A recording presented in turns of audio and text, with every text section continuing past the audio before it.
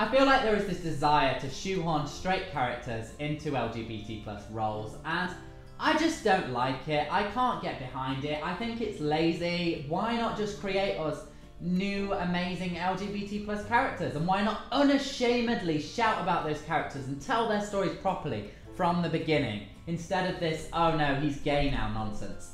I'm just not into it.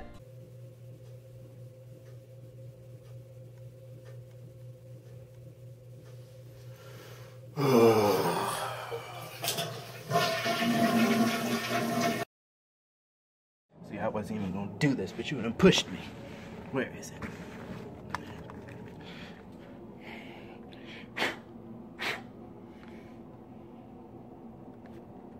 It probably still works.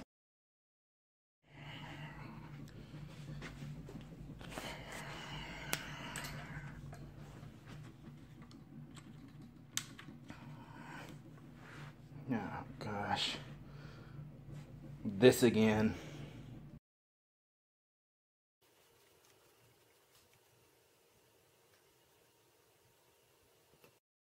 Hello and welcome to a very special episode of Hello and Welcome, Let Me Learn You Something Because You Sound Confused.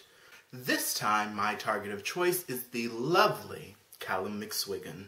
Today, he made a video about the very popular hashtag Give Captain America a Boyfriend, which he unsuccessfully argued that Captain America should not have a boyfriend and Queen Elsa should not have a girlfriend. His main point is as follows. If you'll, of course, forgive my notes. 1. Captain America is established as straight within the film franchise, and to accurately portray him as gay or bisexual going forward would be difficult without prior establishment of the character's ambiguous sexuality. He argues that doing so without that establishment would not only cheapen the character, but it would also somehow damage the concept in communities of non-heterosexual sexualities. Somehow. And that was his only point. Now, there are many things wrong with this line of argument, but I think I'll just stick to two of the main ones. But the most difficult aspect of responding to Callum's arguments is that he really doesn't seem to understand how human sexuality works. Let me read you an example. He says explicitly that without a history of explicit or implicit romantic or sexual feelings towards a member of the same sex, a character or person cannot be established as having same-sex attractions. But girl, at some point, people have their first same-sex attraction. It might happen in childhood or adolescence or adulthood for late bloomers. There are people out there who live the majority of their lives as asexual and aromantic. If those people suddenly encounter someone of the same sex to whom they're attracted, does their lack of history of same-sex attractions negate that experience? The answer is no, by the way. No, it doesn't. Additionally, Callum mentions that sexuality is complicated multiple times in his video, yet refuses to examine how complicated attraction is. Stories of men and women who experience true opposite sex attractions all throughout their life and then later in their life identify as gay or bisexual is not a new story, and it's not rare at all. We can only hope that Callum is further thinking closely about his ideas about attraction and sexuality while we move in to tackle his point. Look, Steve Rogers may or may not be heterosexual.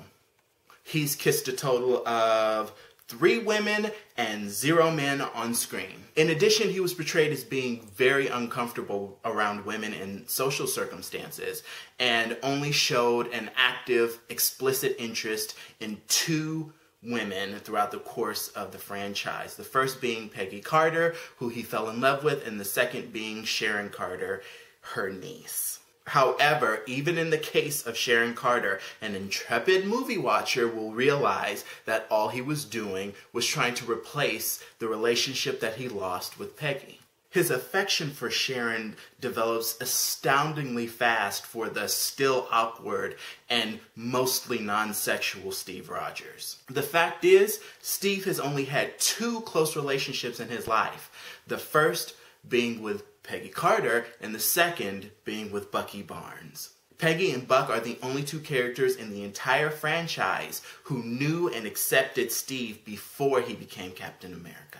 The fact of the matter here is that Steve's attractions are emotional and mental long before they're ever physical. Establishing Steve's romantic interest depends entirely on an emotional and mental bond, which he has shown with Bucky Barnes over and over and over again. His sexual interest is so tertiary to determining his romantic interest that it's almost not even worth discussing at all. He is a good boy from the 40s after all. But let's look at this from a storyteller's perspective. What Callum is suggesting here is that a story that doesn't implicitly or explicitly tell the prototypical coming out story is a disservice to the LGBT community. So my question is, should you or I tell him that the more that we learn about sexuality, the less relevant the prototypical coming out story becomes? Check this out, right? Not every character has to grapple with homosexual urges in the shadow of a heterosexist society. It doesn't have to happen that way.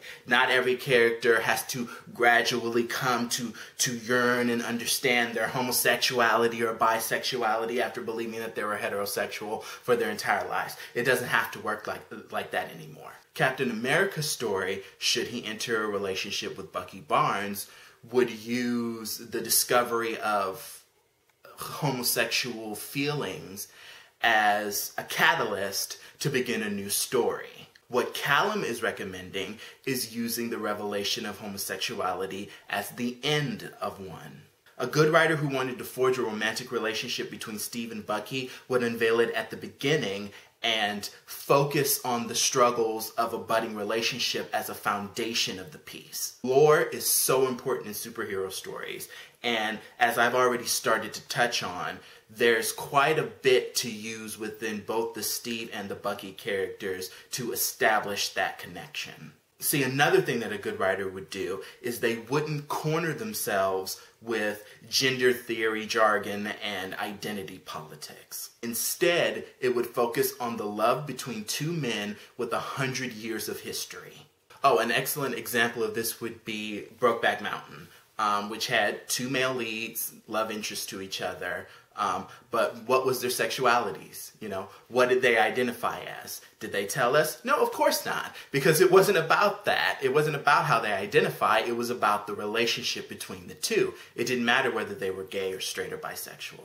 A bad writer, which is what I think Callum is talking about here, would try to rewrite the lore to fit an identity. They would start with Captain America is bisexual, and then try to justify and explain that through dialogue and through action. Then they would spend the majority of the film trying to prove to us that Captain America is bisexual, when nobody needed to know and nobody asked why or if. And then what you would be left with is an undeveloped romance and a character developed that looks a lot like Swiss cheese. Now, there's not much that I can say about the whole Elsa portion, except to remind Callum, hello Callum, heterosexuality is not the default.